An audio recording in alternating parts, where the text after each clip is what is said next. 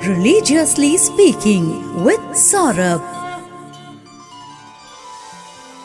नमस्ते, मेरा नाम सौरभ शुक्ल है। रिलीजियसली स्पीकिंग विद सौरभ के इस एपिसोड में आपके साथ बातें करने वाला हूं द्वादश ज्योतिर्लिंग में बतलाए गए तृतीय ज्योतिर्लिंग महाकालेश्वर ज्योतिर्लिंग की। भगवान शिव का यह तृतीय ज्योतिर्लिंग अवंतिकापुरी, जिसे हम उज्जैन के नाम से जानते हैं, वहां पर स्थित है। यह नगर अद्भुत है। यहाँ अनेक महान विभूतियों ने जन्म लिया है। चक्रवर्ती सम्राट विक्रमादित्य का नाम आपने सुना ही होगा। वे यहीं के राजा थे। उन्हीं के वंशज थे राजा भोज। उनका भी जन्म यहीं हुआ था। सुना है ना राजा भोज का नाम? संस्कृत साहित्य के प्रकांड विद्वान और अनेक संस्कृत नाटकों के लेखक, महाकवि के नाम से प्रसिद्ध कालिदास जी विक्रमादित्य के नवरत्नों में से एक थे। सनातन विज्ञान से भी उज्जैन का बहुत इंपॉर्टेंट रिलेशन है। ज्योतिष शास्त्र से सीधा संबंध है। उज्जैन में ही काल गणना इनोवेट हुई और विश्व को इसका ज्ञान कराया। उज्जैन की जियोग्राफिकल सिचुएशन ज्योतिषीय पॉइंट ऑफ व्यू से बहुत ही इंपॉर्टेंट है। सनातन मान्यता के अनुसार अवंतिकापुरी सप्तपुरियों में से एक है। सप्तपुरियों का जो उल्लेख सनातन धर्म ग्रंथों में मिलता है, वो मनुष्यों को मोक्ष प्रदान करने वाले नगरों से संबंध रखता है। अवंतिकापुरी मोक्ष प्रदान करने वाली सप्तपुरियों अर्थात 7 नगरों में से एक है। अवंतिकापुरी के अतिरिक्त जो अन्य नगर सप्तपुरियों का भाग हैं, वे हैं अयोध्या, मथुरा, हरिद्वार, काशी, कांची और द्वारिका। इनके बारे में किसी एपिसोड में बात करूंगा। क्षिप्रा नदी के किनारे बसा उज्जैन एक अद्भुत नगर है और इस स्थान के अधिष्ठाता ईश्वर हैं महाकाल ज्योतिर्लिंग के स्वरूप में विराजमान भगवान शिव। भगवान शिव के महाकालेश्वर ज्योतिर्लिंग के रूप में प्रकट होने का इतिहास शिव पुराण में डिस्क्राइब किया गया है। एक बार नैमिषारण्य में 88,000 ऋषि शतवर्षीय महायज्ञ कर रहे थे।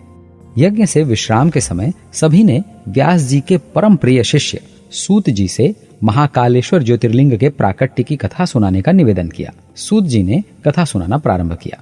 भगवान शिव की परम प्रिय, संसार को पवित्र करने वाली मुक्ति प्रदायिनी अवंतिका नगरी में प्रतिदिन वेदों का स्वाध्याय करने वाले वेद प्रिय नाम के एक ब्राह्मण रहते थे। सूत जी ने कथा प्रारंभ की।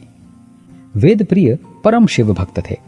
उनके 4 पुत्र थे और वे भी अपने पिता की ही तरह शिव भक्ति में लीन रहते थे। वेद प्रिय को मुक्ति प्राप्त हुई, उसके बाद उनके 4 पुत्रों ने अपने पिता की परंपरा का उसी प्रकार निर्वहन किया। भगवान शिव की उन पर बड़ी कृपा थी। चारों ओर धर्म कर्म पूर्ण निष्ठा से चल रहे थे। चिरकाल से सकल ब्रह्मांड में आसुरी और दैवी शक्तियों के बीच संघर्ष चलता ही रहता है। मतलब निगेटिव और पॉजिटिव शक्तियों के बीच घर्षण होता ही रहता है। धर्म कर्म और दैवी शक्तियों में वृद्धि हो, इस बात से निगेटिव शक्तियों को समस्या रहती ही है, तो निगेटिव शक्तियां उसे रोकने का जतन भी करने लगती हैं। हम आज के समय में भी ऐसा देखते ही हैं। पूरे विश्व में आसुरी मतलब निगेटिव शक्तियों और दैवी मतलब पॉजिटिव शक्तियों के बीच संघर्ष हो ही रहे हैं। आपने ऑब्जर्व किया ही होगा। हाँ, भारत में भी। तो जिस काल की यह कहानी है, उस काल में वेद प्रिय के 4 पुत्रों के तपोबल और शिवोपासना के प्रभाव से धर्म का आचरण चारों ओर दिखाई दे रहा था। चारों ओर धर्म का साम्राज्य स्थापित था और इसी कारण रत्नमाला नामक पर्वत पर रह रहे दूषण नाम के दैत्यों के राजा को यह सब अच्छा नहीं लग रहा था। वो असुर महाबलवान था। असुर था, निगेटिव एनर्जी, इसीलिए धर्म से घृणा करता था।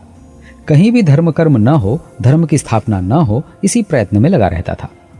उसने कठिन तप करके ब्रह्मा जी को प्रसन्न किया और वरदान प्राप्त करके तीनों लोकों में अजेय हो गया। उसने देवताओं पर आक्रमण करके स्वर्ग पर भी अपना आधिपत्य जमा लिया। दुष्ट प्रकृति के इस दैत्य ने धर्माचरण पर रोक लगा दी थी।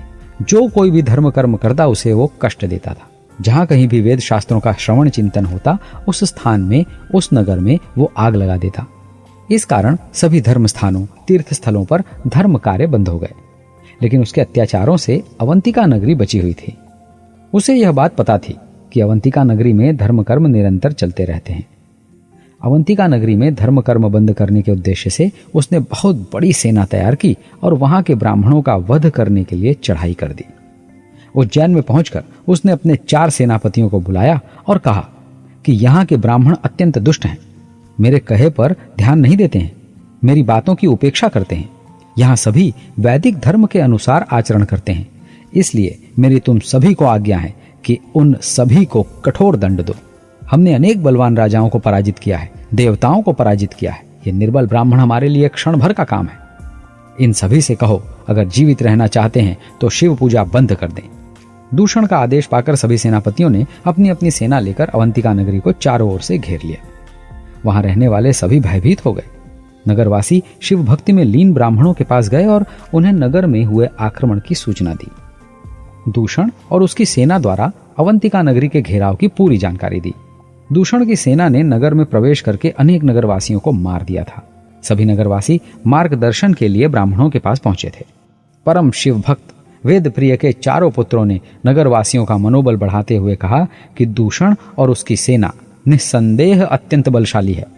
हम सभी उनसे युद्ध में जीत नहीं सकते, किंतु वे हमें कोई हानि नहीं पहुंचा सकते क्योंकि हमारे रक्षक भगवान शिव हैं। सभी नगरवासियों को धैर्य और विश्वास रखने की बात समझाकर वेद प्रिय के चारों पुत्र भगवान शिव के ध्यान में लीन हो गए।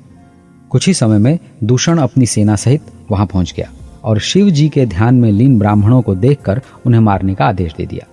ब्राह्मणों ने उसके क्रूर आदेश पर कोई ध्यान नहीं दिया और शिव आराधना में लीन रहे।